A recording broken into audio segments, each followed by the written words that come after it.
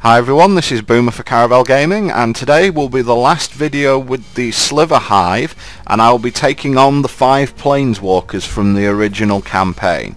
This is probably going to be the toughest thing that I've had to do in this campaign, because some of the decks are pretty much impossible for me to beat, or at least not very easy.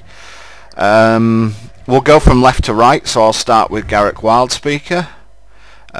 This is a terrible match for me because Garruk's creatures are basically massive and he just puts huge enchantments on them, so I need to see Path to Exile and a lot of it basically.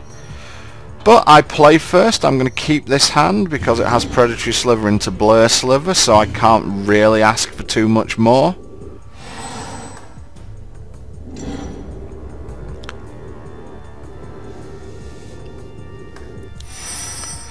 I could ask for a Plains would be quite nice. Well, there we go, we have turn 2 Predatory Sliver, so the race is on at this point. I think what I'm mostly relying on in this matchup is Garruk just having a moment, essentially. When I first played this match, he made turn 4 Primeval Bounty, which is like the worst thing he can do to me. Nature's Law, 1 and a green, search your library for a forest and put it onto the battlefield. So he's going to accelerate away with his green deck here, but it does give me a window of opportunity to get some damage in. That's not the land I was looking for. So I need a Plains and pronto, otherwise this is going to be a very short trip. Attack him for 5, put him on 15, and this turn coming he's probably going to make a guy that means that I can't attack.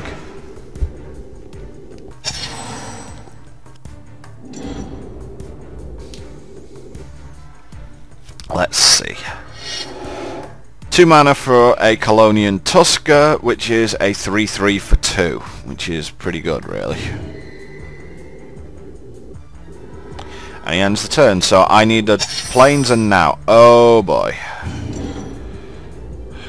Well, the only thing I can do is attack with my 3/3 and just try and keep some pressure on. But yeah, skipping a mana like that just pretty much means I've had it at this point, because he's just going to untap me. He's just going to keep making bigger and bigger and bigger things, and with me just unable to play my spells, I can't do anything. Staff of the Wild Magus is fine. Whenever he casts a green spell or a forest enters the battlefield under his control, he gains 1 life. So that is fine by me. So he's going to make a forest and gain 1 life and end his turn. Okay, Plains. This is why I'm looking forward to playing the next deck that I'm going to play. That I'm going to play the Revenge campaign through, because that deck is so much more consistent than this Sliver deck. And I'm pretty sure I won't be complaining too much about getting either mana screwed or creature screwed, or just drawing the wrong thing here and there. Unfortunately with this deck that's just what happens. K makes another Staff of the Wild Magus. This is all fine, it's not affecting the board. Okay, he's gaining life, but eventually, you know, that effect is not going to last forever. Okay, Plains. How many cards have we gone through? 5, 10, 12. Okay. Now, there are 11 sources of white in this deck. So I think I'm pretty much in the sub 10% range now, and if I get to 20 I'm actually in the sub 1% range of what is possible to happen with land. So we'll see what happens. Okay, attack for 2 and say go. The problem is all he has to do in order to negate the damage I'm doing is lay a land, and at some point he's going to cast something. I mean, what the hell's in his hand? It must all cost 5 million. Okay, attack for 2. I mean, he didn't even lay a land this last turn, so, you know, and he's got 4 cards in hand. I can't understand why he's not casting anything. I mean, unless he wants to be seen as giving me a sporting chance.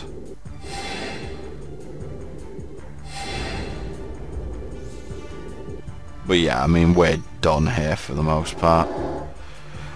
Garruk's Horde, 7/7 with Trample. Play with the top card of your library revealed. You may cast the top card of your library if it's a creature card. Well, I need both a Path to Exile and the Plains to play it at this point. So unless I get it in the next 2 turns, I am officially dead. Finally! Okay. So what's my plan? I think it's Bone Scythe Sliver and hold up both of my shocks, because that will actually allow me to kill the 7/7 without taking any damage. I'm going to skip the attack because with Bone Scythe in play I can potentially just swing back and utterly murder him. He does have a creature on top. Oh no, it's Prey Upon, so he can't. I'm going to have to hope that he runs his 7/7 into my guy this turn, because if he doesn't, I am just dead. And I'm dead. Because he puts a +1/+1 counter on a creature he controls, damn it. If he didn't have a +1/+1, I would have been able to kill his guy, but not this time. So my question is, do I want to trade my Predatory Sliver for his guy? I probably do.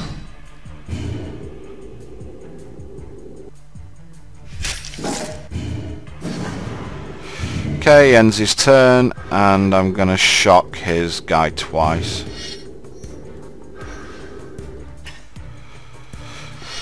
So yeah, that didn't go particularly well, but at least we've got one of his guys off the board, right? And we know he's not drawing a relevant spell next turn. So my play is Mirror Entity, so that I can... Actually, no, it wasn't. My play was Hive Stirrings. That was terrible. But never mind. He might just have a load of cards which grow his creature in his hand, or like cause fights. Yeah, so he ends the turn, and he's on 20. Okay, yeah, I made a big mistake there. So I go Hive Stirrings into Striking Sliver.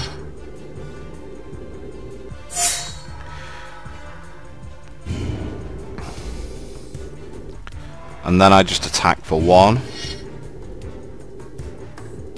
And I hold up this, I hold up these 3. If this Mirror Entity survives, it means that I get in for lethal next turn. Very, very, very lethal. But he casts Overrun, which does nothing but gain him 2 life. So yeah, he's just got a load of pump spells, so it looks like I might have beaten him here. That's ridiculous.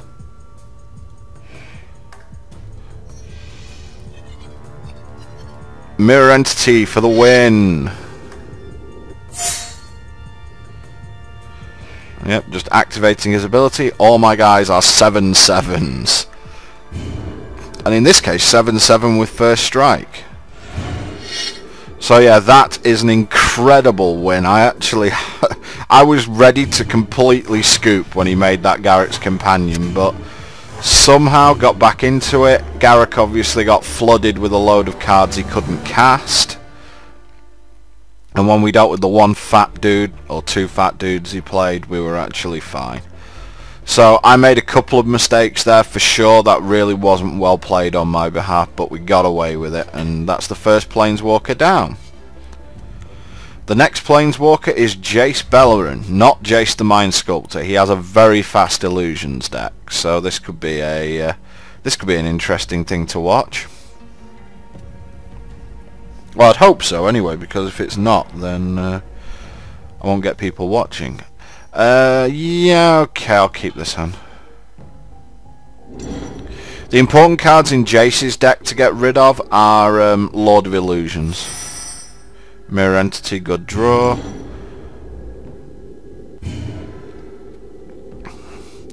Again, we're going Predatory into Blur Sliver. Does he have a turn 2 Lord? Looks like he does, which is... Oh no, he doesn't. He has a Gossamer Phantasm, which is a 2/1 illusion. Whenever it comes to target of a spell or ability, sacrifice it. Pretty efficient creature. Unfortunately, I don't have anything that can target his guys. I think we just go with the plan, which is cast Predatory Sliver. And with Blur Sliver I can race him.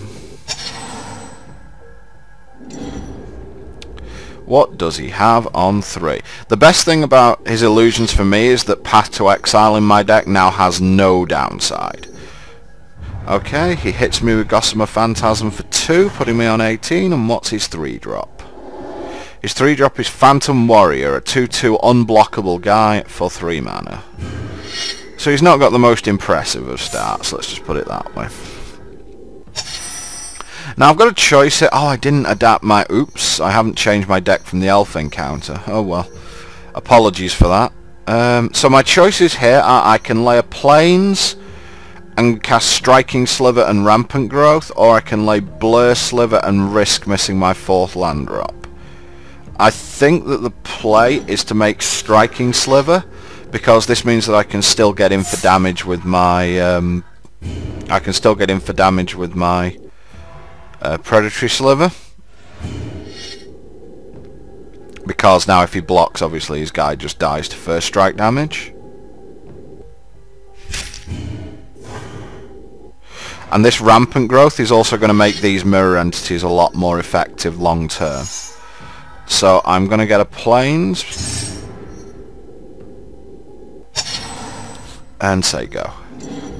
Also, if I draw a land next turn, I can go Blur Sliver Rampant Growth, which will mean that I am now, you know, I can't block either of these guys, which would mean that I am able to make all my guys like 6/6s the next turn or something like that. I basically want to use the mirror entities as a one-shot overrun. This guy's really good, Illusory Serpent, 3 mana for a 3/4 fly, and when it becomes the target of a spell or ability, sacrifice it. Basically all illusions are incredibly powerful creatures for their size, but they have the problem that they have the problem that they can't be targeted by anything. So that's a little bit awkward. I am going to make Terramorphic Expanse, and then I'm going to make Mirror Entity, because this is threatening to smack him in the face for 1,000,000 next turn. And in fact, if I draw a land, I will be able to actually lethal him next turn. So I'm going to skip my attack and continue. Against decks that don't have removal, like blue decks and green decks, Mirror Entity is seriously good, because it literally just says on turn 6 I will kill you, and there's not much you can do about it. Let's see what he has on 5. If he has a Lord, I'm going to be a little bit sad. He could also has a Phantasmal Image or something along those lines. So let's see what he does in combat. Is he going to bring it with everything, or is he going to leave some things behind? He's bringing it with everything, so he obviously feels confident in his ability. And of course he is going to put me on lethal next turn. So it really is a case of, can I draw something, or can I... So let's see what he's got. Because nothing in my hand is able to stop him at this point. Okay, so let's activate the ability, knock the top of our deck. He very well could have a counter spell, at which point I'm just dead anyway. Actually, I don't need to draw a land because I've got the Predatory Sliver in play. So I suppose I'm just simply all in at this point. I just have to hope he doesn't have anything. Is that combat? Please have nothing and just die. And he does have nothing, so he goes down to the Mirror Entity. That was a really close game. And let's just go back into the deck manager, because obviously I didn't reset my deck, so I do apologise for that. It probably hindered me a bit in that game, because Striking Sliver's actually not that good in that matchup. Mirror Entity is good though, so that was a bit naughty. Okay. And Thorncaster Sliver's amazing in that matchup, but unfortunately I didn't get the chance to use it. Okay, and 3 cards that I took out would have been up at this end probably. Yep, they would have been the 3 steel form slivers. So let's go back to the campaign. We're through 2 out of we are through 2 out of 5. So who's next? Why, it's our good buddy Chandra with her red deck, and as you already know, I don't like playing against red decks. However, Chandra's red deck is actually pretty weak. Her only major threat is Chandra's Phoenix, because I really can't deal with it. Pretty good start. Really depends how much removal she has. If she can remove my Predatory Sliver, this hand's really slow and clunky. Goblin Arsonist is fine. If she doesn't have removal for Predatory Sliver, this hand's nuts. That's not what I wanted to see against a red deck. So I'm going to make Terramorphic Expanse, and I'm going to grab a Plains with it, just so I have access to all 3 colours.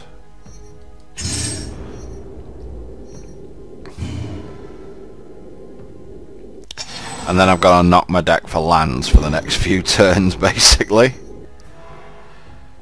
Okay, and for 1? Yep. I have to assume my Predatory Sliver isn't doing much, but this Megantic Sliver will pretty much just ruin her. And she makes Torch Fiend, which is a 2/1, and for 1 red and sacrificing it, you can destroy an artifact. Fortunately, I don't have any artifacts in my deck. Okay, end the turn. Oh, another Predatory Sliver. That's not the worst draw. If I can actually get 2 Predatory Slivers down, or I can draw a Steel Form Sliver, then they might be a little bit longer for this world. She attacks with both. Obviously I would lose my Predatory Sliver if I block, so I'm going to not block. Yep, okay. Okay. Does she have a 3rd land? If not, then this is going to be pretty quick. Now, another Torch Fiend. Well, no 3rd land for Chandra. But, you know, this is Magic the Gathering. It happens. Okay, I'm going to make a mountain, and I'm going to make a backup Predatory Sliver. This means that my Predatory Slivers don't die to shocks. I'm going to skip the attack. I could attack for 3, but I'm not the beatdown in this matchup. It's up to Chandra to do something about it. She makes 3rd land Chandra's Phoenix? Yes. Okay. So she probably comes in for 2. No, she's coming in with the boys. That feels wrong. I'm going to block here. And just there. I'm not going to block the Arsonist because it would shoot this for 1 and kill the Predatory Sliver. So I'm quite happy for the Torch Fiend to go away and die. Okay, I'm drawing land now, which is good. Make a forest, make Hive Stirrings, which is essentially 2 3/3s. And I'm going to attack with both my Predatory Slivers now, because it is important that I start doing damage, because otherwise the Phoenix might be able to race me.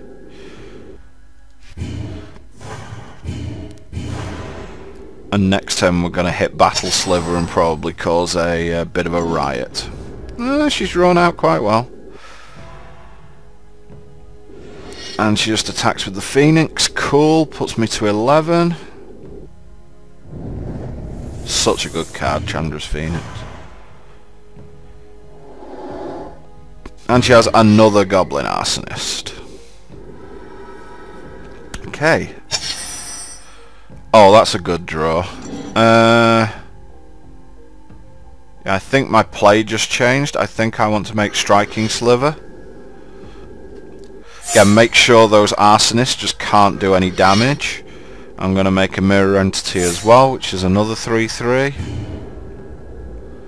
And then we're going to go into combat, and I'm going to attack with my guys.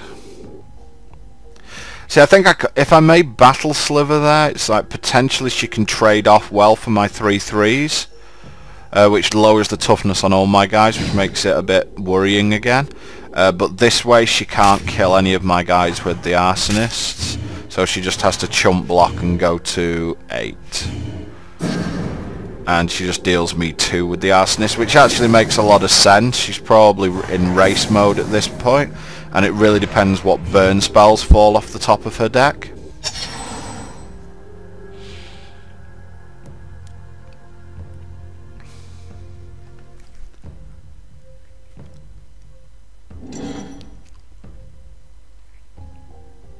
It's like if she had Earthquake here, that would be devastating. She has Lava Axe, which deals me 5, so that's going to put me to 4. Phoenix is going to put me to 2. She can attack with both of them to see if I would just decide to die, but on this occasion no. So I've kind of got away with it there. With Chandra missing her 3rd land drop, I could have been in major trouble there. But on this occasion we are fine, and Chandra is going to go and join the rest of her Planeswalker buddies at the moment. And that puts me to 3-0 against the Planeswalkers, which is better than what I managed on... it's a lot better than what I managed on the expansion, where I started off 2-2. So, you go, Chandra down.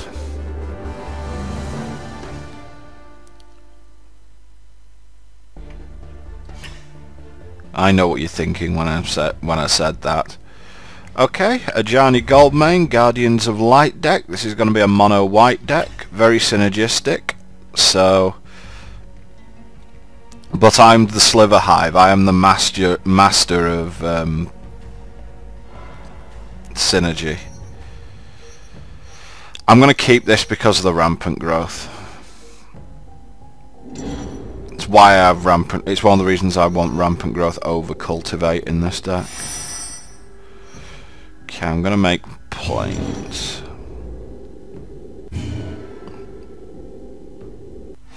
Hand's still a bit ropey otherwise, but I'm not too worried about it at the moment.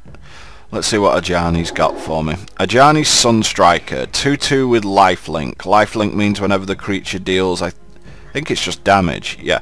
Whenever it deals damage, its controller gains life.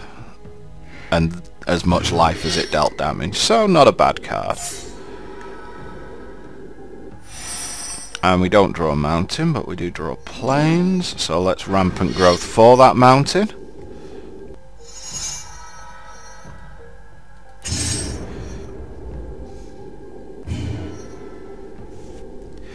And not really the brutally quick start that I'd have wanted here, but Blur Sliver into Battle Sliver's quite good, so.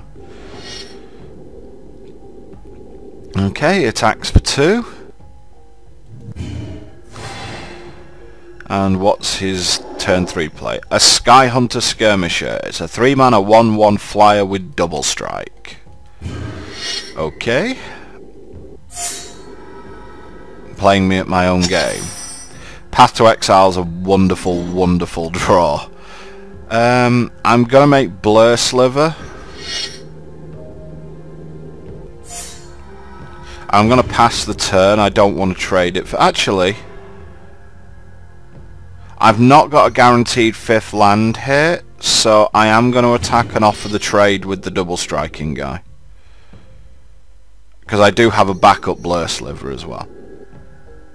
And he doesn't want the trade, so we get to sneak in 2 damage. Which is also fine. And Ajani plays Armored Ascension, targeting something. It's 4 mana for an enchant creature that gains +1/+1 for each planes he controls and has flying. What are you targeting with this spell? You're 1/1, hey? Good job I have this Path to Exile to completely blow you out this turn. 2/4/1 as that is known, and that is why creature auras in Constructed have never really caught on except in hexproof decks. Okay, he's attacking for 2 with his Sunstriker. So, land? Yes. Okay, I think just 9 is probably the way to go here. That feels quite good. So yeah, that was a pretty big blowout, what ended up happening there. It was pretty obvious when he didn't offer to trade his 2/2, because this is just the way the AI thinks. It was pretty obvious when he didn't want to trade his double striking guy that he had something to do. Celestial Mantle. Enchanted creature gets +3/+3, and when enchanted creature deals combat damage to a player, double its controller's life total. That's annoying. So he goes 5/5, life links up to 18 and then goes to 36. Yeesh. Okay, gonna need a Path to Exile or a Path to Exile or a can't even remember. Fiery Justice, that's the one. Okay, make Striking Sliver, and what we're going to try and do is race this Celestial Mantle. It could be impossible, but I'm going to give it a try anyway.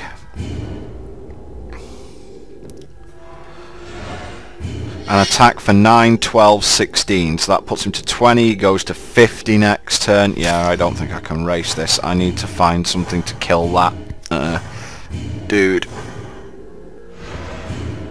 And I don't have Naturalize or anything like that on my board. I do have Faith's Fetters though. So he goes up to 50 this turn. Okay, so let's sacrifice this.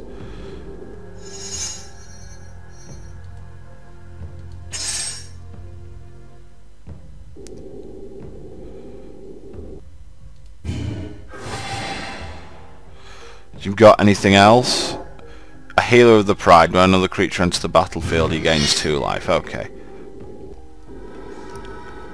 Alright, Path. No.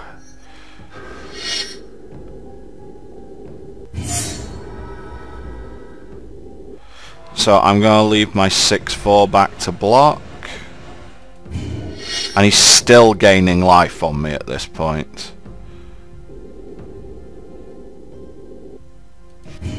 The only creature now, I think, in my deck that will get me a win will be Boneside Sliver. Actually, we're at parity with life, so Boneside Sliver would mean I win at this point. He doesn't attack, really? Really, he doesn't attack.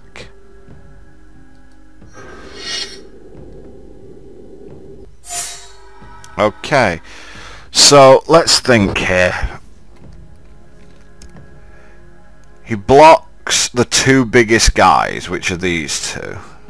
If he only blocks 1, he dies. If he blocks the 2 biggest, he takes 7, 13, 20, 27, gains 5 and dies.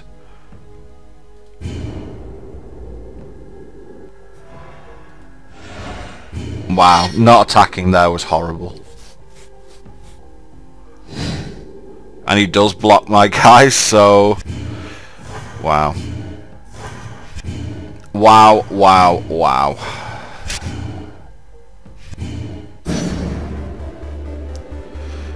Horrible misplay from the computer there.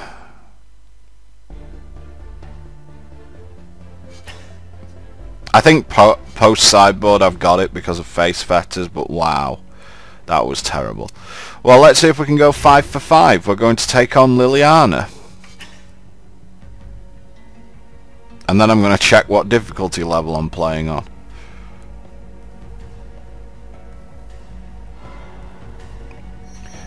Not going to keep that, it's too slow.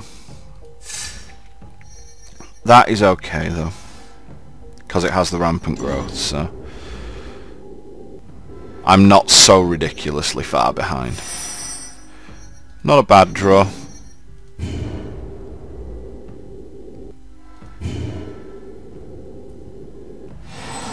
Yeah, all he needs to do is just keep swinging with his lifelink guy. Why he would stay back on defense when he has a guy who can gain him 25 life and put me on a clock every turn, I have no idea. In fact, the guy gains him 30 life when he attacks. That's got to be better than blocking. Rampant growth for a mountain.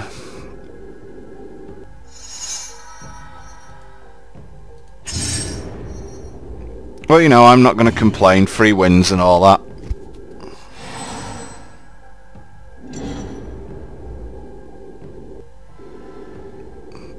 Liliana's probably got removal spells up at this point.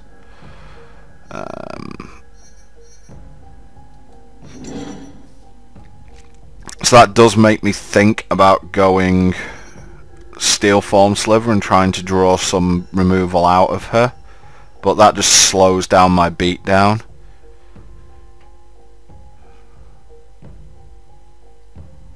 Do I just go Hive Stirrings here rather than... I think I'll just go Hive Stirrings. Because again, Battle Sliver just causes so much in the way of, like, and then I go Blur Sliver, Steel Form Sliver on turn 6. Yeah, that feels okay. I just want to see what she's got. She's just not doing anything. Well, I guess we just go with the plan.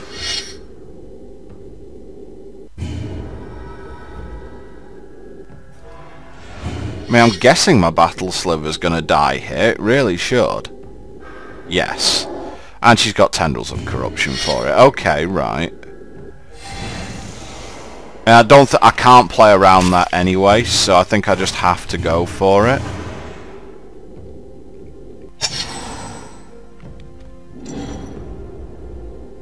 What do you got on 5, Lily? Veilborn Ghoul, a 4/1 that cannot block. Whenever a swamp enters the battlefield under your control, you may return it from your graveyard to your hand. Not an impressive monster. Thorncaster Sliver? No. I think we just do what we came here to do. Just make a couple of guys and...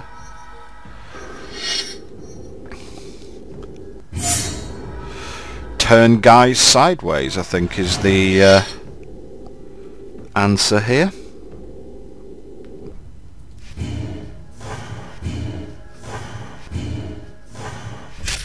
The only time I can play around Tendrils is if I just wait until she casts something. I mean, she is representing removal very, very hard there, but I just think, like, delaying my board is probably worse. Each player sacks a creature. That is fine. I will sacrifice my 1/2. I will sacrifice my 1/2 Sliver. You think you're all clever with your Veilborn Ghoul, don't you? Well, shock this. That guy actually does form a little bit of a combo in that deck from what I can remember. I think I've played Lily's deck a couple of times. So, you can form, I think certainly with the unlocked version of the deck, you can form some pretty cool combos with it, where you just keep digging it up all the time and making people sacrifice creatures. I'm sure we'll see it if Liliana's got it. Okay, she's got a land, so she can return her Veilborn Ghoul. This is not a big deal. Are you going to play your Veilborn Ghoul? No, you're going to play Nightmare. Jesus. Nightmare's power and to reach equal to the number of swamps you control. Right, I'm on the back foot. I am majorly on the back foot. It's a good draw.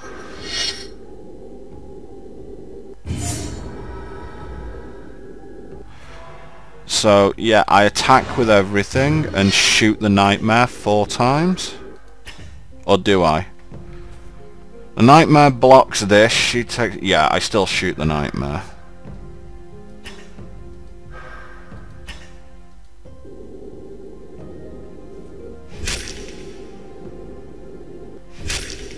She's dead in 2 turns anyway, but this way I get to... She either has to block a 1/2 or lose the Nightmare.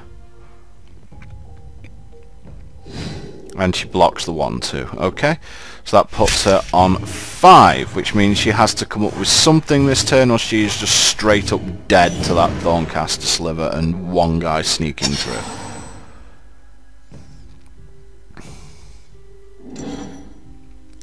What do you got, Lily? She's got and not attack and not make a guy.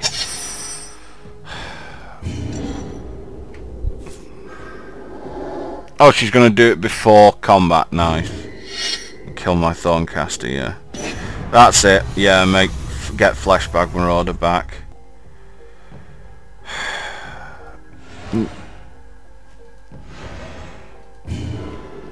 Yeah, at this point I'm just waiting on a Megantic Sliver or something similar. I've just flooded out at like the worst possible time, unfortunately. Oh, that's bad as well, because now she's going to gain life. So yeah, drawn 10 land, pretty shit. Yeah, that doesn't do anything. Why the hell did you cast that? You're now, if you attack with this Nightmare, you're now dead to anything I draw.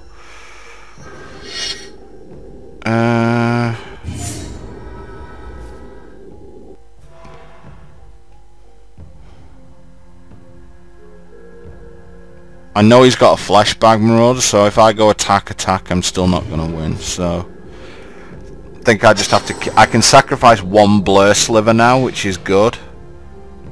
Or I can sacrifice the Steel Form, because I'm not too sure it's relevant.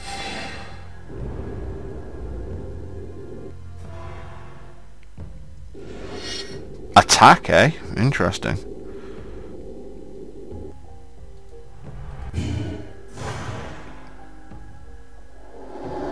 Okay. Yeah, gaining life off that sucks. I choose Steel Form Sliver, and basically I need... He sacked his Nightmare? Are you serious? Oh, Grim Return, yeah. Wow.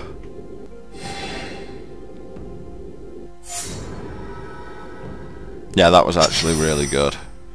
Oh. Does this do it? No.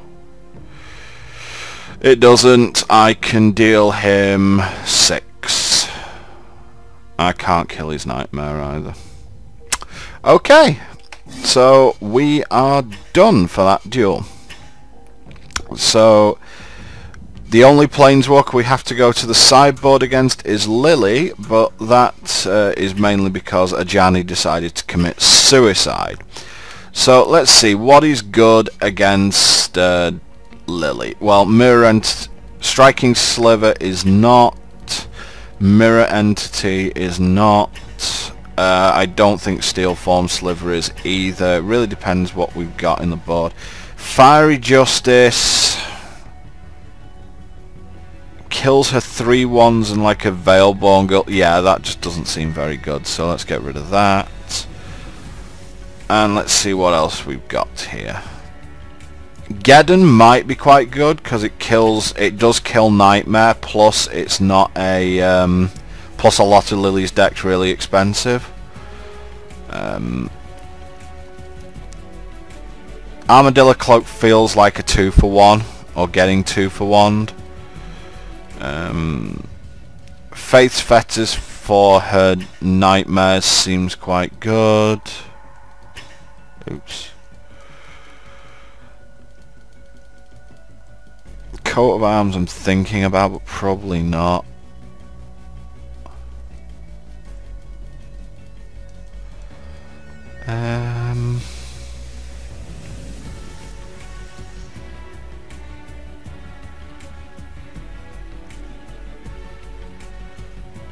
What's Savage Beating do? Oh right, I see.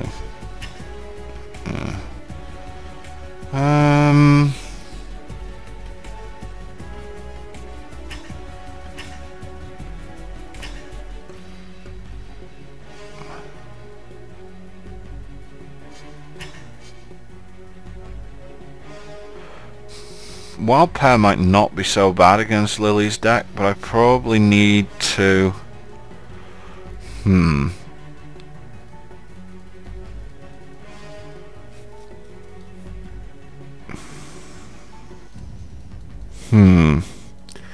I think I want my Steel Forms back in, but I'm not sure what to take out for them, or at least I want one of them back in. Have I taken out both my Striking Slivers or just one of them? I've taken out both, okay. So I'll put that back in. I think I can take out one Shock, it just doesn't feel... doesn't feel great. I'm not beating through monsters. Okay, we'll go with this.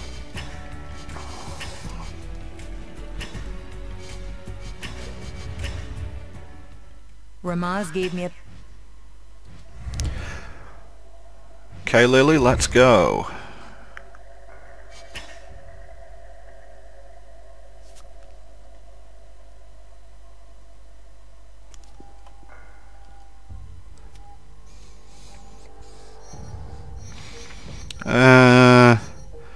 I think we can do better than that. That isn't better. Well, I will concede this duel and restart because I'm not going to win on 4 cards, and that's just going to waste everyone's time. So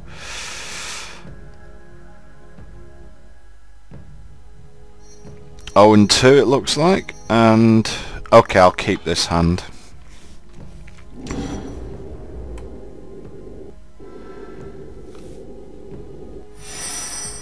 Perfect. Okay, I'm going to make the mountain first in case she makes a Fleshbag Marauder or something along those lines. Well, you can't make that on turn 2 unless she's got something I haven't seen yet.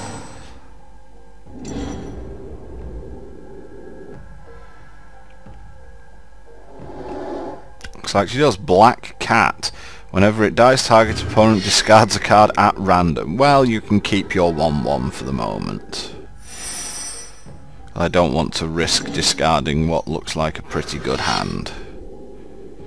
It's like a 1-1 is not going to cause me any serious problems. And we'll end the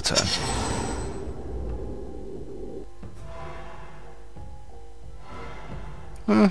Keeping it on D, that's fine. And a Walking Corpse, just a 2-2. Where were all these bad cards in the first game?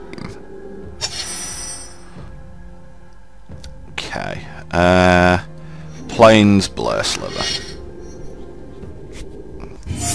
And again, I don't want to risk losing any of my cards because my hand is actually pretty much perfect, so I'm going to skip the attack. It's like Liliana's board is just not that impressive at the moment. Oh, great. She's obviously going to hit my Thorncaster Sliver. Watch it be the Thorncaster. 100% chance it is the Thorncaster that goes. No, the Face Fetters, okay. And he attacks for 2, okay. It's a pretty good start from Lily, that.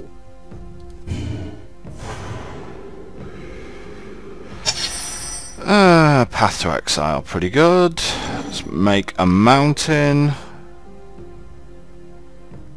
was going to say go. Nothing on her side of the board is threatening at the moment. If she holds up 4, that's going to be a little bit worrisome. Because that's representing Tendrils of Corruption, which is about as perfect as her deck gets. I think I'd shock her 2-2. Or do I shock? I shock the 2-2 because if she gets back the 3-1 with that Grim Reminder, she can potentially make me sacrifice a load more guys, which is not what I want. Abattoir Ghoul. Whenever a creature dealt damage by this dies, you gain life equal to that creature's toughness, and it's a 3-2 with first strike. That is fine because it is dying this turn.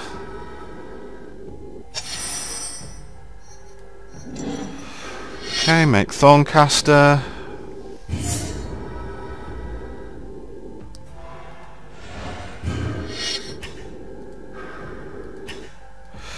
Kill his 3-2. I've got Path to Exile and Rampant Growth, so not so bad at the moment. It really depends what else is in Lily's hand. What I'm obviously hoping is not another Fleshbag Marauder, because that'd be unfortunate. Okay, she attacks for 3, that is fine.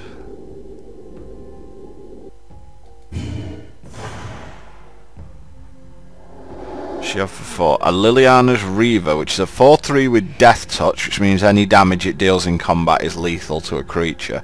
Whenever it deals damage to a player, that player discards a card and you put a 2/2 black zombie creature token on the battlefield tapped. Yeah, that's not living. So, creature or Path to Exile, I suppose, is alright. It's not great, but...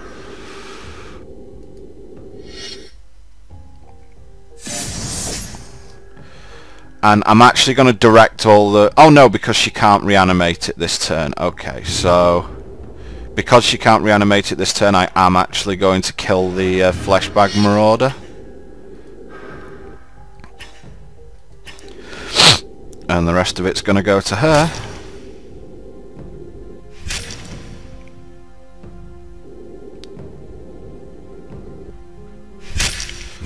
And deal 5 and cast Rampant Growth and get another Plains. Sorry, do I want a Plains? Yes, I do want a Plains.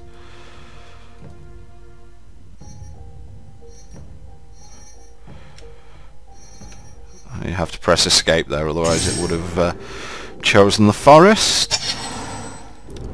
So pretty good spot for us at the moment, but it really depends what she's got now. Staff of the Death Magus is perfect because it doesn't do anything. Not an ideal draw. Oh, even worse. Yeah, that sucks. So now I'm relying on my deck not mega landing me. This looks so good at the start. Like that one, what do you call it, that one black cat really... I mean, it did cause me to like not want to attack, but my hand was absolutely perfect at that point. Although I should have known Fleshbag Marauder was around.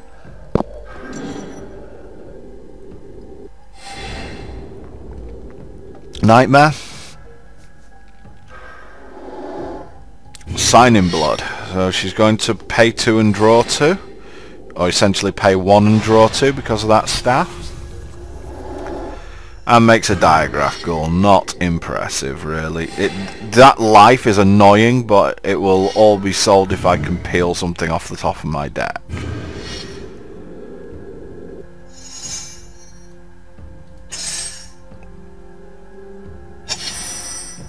Obviously.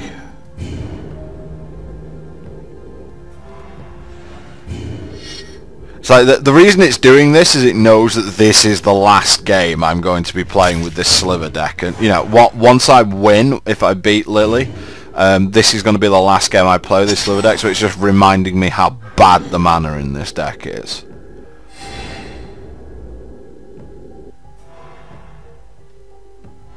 It will be good to finally play a deck which has decent mana. Yeah, that's not a big deal. The only thing I'm worried about from her side is either Nightmare or me just completely flooding out and not being able to recover. Hive Stirrings is a decent draw. And I'll just pass the turn. What Hive Stirrings does, which is really good, is that it means that I'm pretty much immune to that stupid 3/1. Makes another land. Could really do with a stat boosting Sliver. Attacking with your 4/1, really. I really don't want to pass it.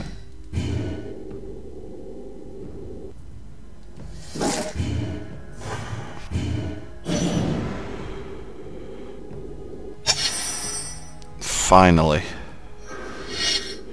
Does that actually kill her? 4, 7, 12. Yes. More than likely Tendrils of Corruption's in her hand, but you know, we have to be optimistic on occasion. And we got there. So that is all 5 Planeswalkers and the Sliver deck dealt with. So just before I wrap up this Sliver deck, I'm going to take you into the deck manager and show you the full deck one last time. And my overall thoughts on the deck are basically, this deck really needs multicolored lands. It's like without them you're forced to play with stuff like Rampant Growth, and I just don't like the idea of the way the deck's set up. If this deck had multicolored lands, or it had lands like Cavern of Souls, and you were able to basically just go 5 colour sliver and play all the slivers from M14, in that case I would like this deck a heck of a lot more. As it is, it's just pretty much a bad Naya deck with some really bad cards in the sideboard that it has to have, just because it can't beat certain deck strategies. So overall, I think the deck's fairly mediocre. I think it has some really powerful cards in matchups, like Thorncaster Sliver, for example, is one of the like completely sick cards in Weenie and aggro matchups. But I think it just has too little going for it to be one of the best decks in the game. So that's my roundup of this deck, guys. I hope you've enjoyed my playthrough with the Sliverhive. Next time we are going to actually do some of the challenges. I think that they would be quite interesting to go into, and then I'm going to start on the Revenge campaign and the expansion Revenge campaign with a brand new deck. So thank you very much for watching, guys. This is Boomer for Caravel Gaming, and I will see you next.